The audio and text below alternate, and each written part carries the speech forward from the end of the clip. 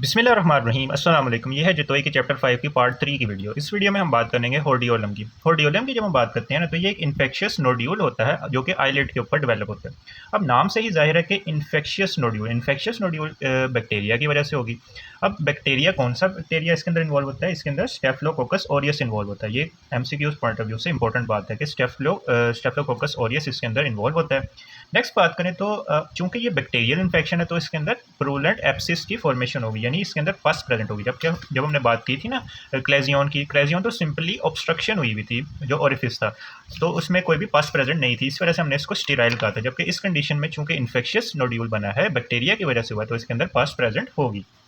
अब टाइप्स की बात करें तो हम इसको दो टाइप्स के अंदर डिवाइड करते हैं। एक होता है होर्डोलियम एक्सटर्नम, एक होता है होर्डियोलम इंटरनम। जब हम होर्डियोलम एक्सटर्नम की बात करते हैं ना, तो ये इसको हम स्टाई भी बोलते हैं। तो स्टाई एक्सटर्नम नाम से ही जाहिर है कि ये आगे वाली साइड पर प्रेजेंट होगा। जब हम आइलेट्स की बात करते हैं ना, तो इसमें मैंने आपको जनरल बात करते हुए भी कहा था कि आगे वाली साइड पर ग्लैंड्स ऑफ जीज प्रेजेंट है और पीछे वाली साइड पर मेबोमियन ग्लैंड प्रेजेंट है। तो जो होर्डियोलम एक्सटर्नम होगा वो आगे वाली साइड पर प्रेजेंट होगा। तो आगे वाली साइड पर क्या प्रेजेंट है? ग्लैंड्स ऑफ जीज प्रेजेंट है। तो यही बात यहाँ पर मेंशन है कि होर्डियोलम एक्सटर्नम, जिसको हम स्टाई बोलते हैं, ये प्रेजेंट होते हैं इंटीरियर पार्ट ऑफ आईलिड्स के अंदर in the gland of Zeis and lash follicle. जो आईलैशेस के फॉलिकल्स होते हैं ना हेयर के नीचे, में पता है ना कैसे फॉलिकल प्रेजेंट होता है, ये ऐसे हेयर प्रेजेंट है, तो यहाँ पर नीचे फॉलिकल होता है। तो इस फॉलिकल के अंदर भी ये होर्डियोलम एक्सटर्नम डेवलप हो सकता है। नेक्स्ट आता है होर्डियोलम इंटरनम। होर्डियोलम इंटरनम नाम से ही जाहिर है कि ये पीछे वाली साइड पर प्रेजेंट होगा। पीछे वाली साइड पर हमने क्या बात की थी कि मेबोमियन ग्लैंड पीछे वाली साइड पर प्रेजेंट है। तो ये इसकी होर्डियोलम की दो टाइप्स होती हैं। अब हम डिटेल से बात करने लगे हैं होर्डियोलम एक्सटर्नम की। होर्डियोलम एक्सटर्नम को हम स्टाई भी बोलते हैं। अब ये इसकी डेफिनेशन की बात करें तो ये एक्यूट सपरेटिव इन्फेक्शन होती है lash follicle and gland of Zeis and Moll की। ये हमने अभी बात समझ ली ना कि आगे वाली साइड पर एक तो लैश के फॉलिकल, आईलैशेस के फॉलिकल्स प्रेजेंट है, और gland of Zeis and Moll present होते हैं आगे वाली साइड पर, क्योंकि एक्सटर्नम आ रहा है। एक तो ये एक्यूट कंडीशन होती है। कोई भी बैक्टीरियल इन्फेक्शन हो तो हमें पता है कि ज़्यादातर कंडीशन में वो एक्यूट कंडीशन होती है, सपरेटिव इन्फेक्शन होती है, यानी इसमें पस बन रही होती है। इटियोलॉजी की बात करें तो वही वाला बैक्टीरिया यानी स्टेफ ऑरियस इसके अंदर इन्वॉल्व होता है। क्लिनिकल फीचर कौन कौन से ऐसे क्लिनिकली साइंस या सिम्टम्स होंगे जिसके थ्रू हम पहचान सकेंगे कि ये जो पेशेंट है वो स्टाई का पेशेंट है? एक तो आईलिड्स के अंदर ना पेन होगी। पेन क्यों? क्योंकि एक्यूट इन्फ्लेमेशन में ज़्यादातर पेन की कंप्लेन भी आ रही होती है। टेंडरनेस होगी। टेंडरनेस क्यों होगी? क्योंकि सपरेटिव कंडीशन है ना, यानी इन्फेक्शन की कंडीशन है, तो टेंडरनेस भी प्रेजेंट होगी आईलिड्स के अंदर, यानी आईलिड्स के अंदर टेंडरनेस प्रेजेंट होगी। और जो आईलिड्स के मार्जिन है वो रेड एंड एडिमेटस हुए होंगे। अब इसमें हम देख सकते हैं कि ये वाला जो रीजन प्रेजेंट है ना, यहाँ पर देखो तो ये पस बाहर की तरफ आ रही है। जब हम इसको प्रेस करते हैं ना, तो ये पस निकलती हुई हमें नज़र भी आ रही होती है। तो ये चीज़ यहाँ पर लिखी हुई है कि pus coming out of lid margin when the lash with a lash in its centre, यानी यहाँ पर देखो तो लैश निकल रही है। अब इस लैश से पस बाहर की तरफ आ रही है। अब ये सोलिटरी लेजन यानी एक भी प्रेजेंट हो सकते हैं या फिर मल्टीपल भी ये लेजन प्रेजेंट हो सकते हैं। इस डायग्राम में भी देखो तो होर्डियोलम एक्सटर्नम दिखाया हुआ है। होर्डियोलम एक्सटर्नम यहाँ पर देखो तो ये पस निकल रही है लैश के फॉलिकल से, यानी आईलैश का जो फॉलिकल है यहाँ से लैश निकल रही है। दूसरा, इसके आईलिड्स के अंदर एडिमा भी प्रेजेंट हुआ है। नेक्स्ट, डिफरेंशियल डायग्नोसिस इसके पूछते होते हैं एग्जामिनेशन पॉइंट ऑफ व्यू से, ये इंपॉर्टेंट है कि डिफरेंशियल डायग्नोसिस क्या होते हैं स्टाई के। होर्डियोलम इंटरनम भी हम अगर जारी तौर पर देखें तो होर्डियोलम इंटरनम से भी ये रिजेंबल कर रहे होते हैं, क्योंकि ये देखो ना, ये वाली डायग्राम है होर्डियोलम इंटरनम की, तो इस कंडीशन से भी ये रिजेंबल कर रहे हैं। दूसरा, सेकेंडरी इन्फेक्टेड क्लेजियन। जब हमने क्लेजियन की बात की थी तो हमने कहा था ना कि इसके फेड्स में एक तो इन्फेक्शन भी हो सकती है। इन्फेक्शन, अगर क्लेजियन की इन्फेक्शन हो जाए तो ये भी इसके डिफरेंशियल डायग्नोसिस में आता है। तीसरा होता है प्रीसेप्टर सेलुलाइटिस या फिर और उसके अलावा डेक्रोसिस्टाइटिस भी इसके डिफरेंशियल डायग्नोसिस के अंदर आता है। ये कंडीशन हम आगे जाकर डिटेल से भी पढ़ेंगे। कॉम्प्लिकेशंस की बात करें तो प्रीसेप्टल सेलुलाइटिस होता है, जो अगर ये सराउंडिंग एरियाज को इन्वॉल्व कर ले तो प्रीसेप्टल सेलुलाइटिस हो सकता है। उसके अलावा ऑर्बिटल सेप्टम के एरिया रीजन में अगर आ जाए तो ऑर्बिटल सेलुलाइटिस हो सकता है।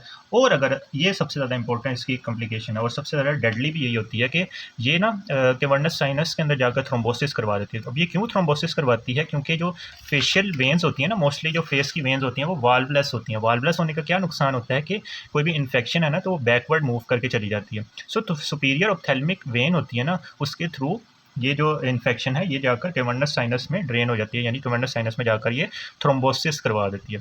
कैवर्नस साइनस थ्रोम्बोसिस इसकी डेडली कॉम्प्लिकेशन होती है स्टाई की। स्टाई को कभी भी इग्नोर नहीं करना चाहिए। नेक्स्ट सबसे ज़्यादा इंपॉर्टेंट बात आती है इसके ट्रीटमेंट की। ट्रीटमेंट की बात करें तो एक तो हम एनाल्जेसिक दे सकते हैं, क्योंकि हमने बात की ना कि पेन हो रही है, सो पेन को रिलीव करने के लिए हम एनाल्जेसिक देंगे। उसके अलावा अब चूँकि ये बैक्टीरियल इसकी एटियोलॉजी है, तो एटियोलॉजी चूँकि बैक्टीरियल है तो हम सिस्टेमिक एंटीबायोटिक देंगे इन्फेक्शन को कंट्रोल करने के लिए। उसके अलावा हम टॉपिकल एंटीबायोटिक्स भी देंगे। उसके अलावा हम वार्म कंप्रेसेस देंगे। वार्म कंप्रेसेस का क्या फ़ायदा होता है कि ये ब्लड सर्कुलेशन को इम्प्रूव करते हैं। उसके अलावा जो ग्लैंड्स की सिक्रीशंस होती हैं ना, उसको ये उसमें रिलीफ कर रहे होते हैं। अब ये जो वार्म कंप्रेसेस हैं, ये हम 10 मिनट्स पर अप्लाई कर रहे होते हैं। ये 10 मिनट्स के लिए अप्लाई करते हैं 4 to 5 टाइम्स डेली, और ये क्या कर देते हैं, इन्फ्लेमेशन या फिर इन्फेक्शन को कम कर देते हैं। नेक्स्ट हम कर सकते हैं इवैक्यूएट कर दें पस को। अब ये इवैक्यूएट हम कैसे कर सकते हैं कि हम ये वाला जो पस वाला रीजन है ना, पस वाले रीजन पे हम टिप ऑफ नाइफ के थ्रू ऐसे इंसीजन दे दें, यानी ऐसे नाइफ को रखकर टिप ऑफ नाइफ के थ्रू हम यहाँ पर इंसीजन दे दें, जिसके थ्रू पस बाहर की तरफ इवैक्यूएट हो जाएगी। नेक्स्ट, अगर इस कंडीशन के साथ ब्लेफराइटिस भी प्रेजेंट है ना, यानी अगर होल आईलिड इन्वॉल्व हो गई है, तो उस कंडीशन को हमने ब्लेफराइटिस को भी ट्रीट करना है। तो ये इसके ट्रीटमेंट की बात होगी। नेक्स्ट आता है हॉर्डियोलम इंटरनम। हॉर्डियोलम इंटरनम की जब हम बात करते हैं तो पीछे वाली साइड पर हमने कहा क्या प्रेजेंट है, टार्सल प्लेट के अंदर मेबोमियन ग्लैंड प्रेजेंट है। इन मेबोमियन ग्लैंड के अंदर अगर सपरेटिव इन्फेक्शन हो गया, एक्यूट सपरेटिव इन्फेक्शन, तो इसको हम कहेंगे हॉर्डियोलम इंटरनम। एटियोलॉजी इसकी भी वही है कि स्टेफिलोकोकस ऑरियस इन्वॉल्व होता है, और इसके अंदर भी पस निकलती है अगर हम एपिलेशन कर दें। एपिलेशन क्या होती है कि अगर हम आईलिड को रिमूव कर दें, ऐसे ब्रेक कर लें, तो आईलिड जब हम निकाल लेंगे तो पस बाहर की तरफ इवैक्यूएट होगी। नेक्स्ट, क्लिनिकल फीचर्स की बात करें तो इसमें भी पेन प्रेजेंट है। उसके अलावा आईलिड जो होंगी वो रेड एंड स्वोलन हुई होगी, और इसके अंदर बात करें तो जो टेंडरनेस है ना वो ज़्यादा होती है एज़ कम्पेयर टू हॉर्डियोलम इंटरनम। हॉर्डियोलम इंटरनम की निस्बत टेंडरनेस क्यों ज़्यादा होती है, क्योंकि ये जो मेबोमियन ग्लैंड है वो लार्ज होता है, और ये टफ टार्सल प्लेट के अंदर इन्वॉल्व है, इम्बेड हुआ होता है। फर्स्ट करो ये टार्सल प्लेट है और इसके अंदर ऐसे मेबोमियन ग्लैंड प्रेजेंट है। अब चूंकि इसकी इन्फ्लेमेशन हो रही है, इन्फेक्शन सपरेटिव इन्फेक्शन है, तो ये टफ टार्सल प्लेट के अंदर प्रेजेंट है, तो टार्सल प्लेट ज़्यादा ना मतलब फ्लेक्सिबल नहीं है, ज़्यादा मूव नहीं कर रही, तो इसकी वजह से हम कहते हैं कि जो टेंडरनेस है ना वो ज़्यादा स्वेयर होती है एज़ कम्पेयर टू हॉर्डियोलम एक्सटर्नम, यहाँ पे जिसको हम स्टाई बोलते हैं। अगर हम प्रेशर अप्लाई करेंगे ना तो पस बाहर की तरफ आएगी, डक्ट ऑफ मेबोमियन ग्लैंड, इसी के थ्रू हम इनको डिफरेंशिएट कर रहे हैं। अगर आगे वाली साइड से पस बाहर आ रही है तो हम कहते हैं कि स्टाई है, और अगर पीछे वाली साइड से पस बाहर आ रही है तो हम कहते हैं कि हॉर्डियोलम इंटरनम की कंडीशन है। इस डायग्राम में देखो तो ये वाली जो पस बाहर आ रही है ये मेबोमियन डक्ट से बाहर आ रही है। जब हम प्रेशर अप्लाई करेंगे, यहाँ पे अगर हम प्रेशर अप्लाई करेंगे तो हमें नजर आएगी पस बाहर की तरफ आती हुई, और इसी तरह से हमने इसको रिकॉग्नाइज करना होता है कि ये हॉर्डियोलम एक्सटर्नम है या फिर इंटरनम है। जब हम आईलिड को इवर्ट करते हैं, यानी इवर्जन ऑफ आईलिड पे हमें क्या नज़र आता है कि pus appear as yellow spot. Yellow spot के थ्रू हमें नज़र आ रहा होता है पस बाहर की तरफ आता हुआ। It burst through conjunctiva and appear granulation tissue. ये कंजक्टाइवा के थ्रू बर्स्ट होता है और ग्रैनुलेशन टिश्यू के तौर पर ये अपीयर हो रहा है। डिफरेंशियल डायग्नोसिस इसके भी वही है कि हॉर्डियोलम एक्सटर्नम, उसके अलावा प्रीसेप्टर सेलुलाइटिस, और इसके अंदर एक और होता है नोड्यूलर फेशियाइटिस।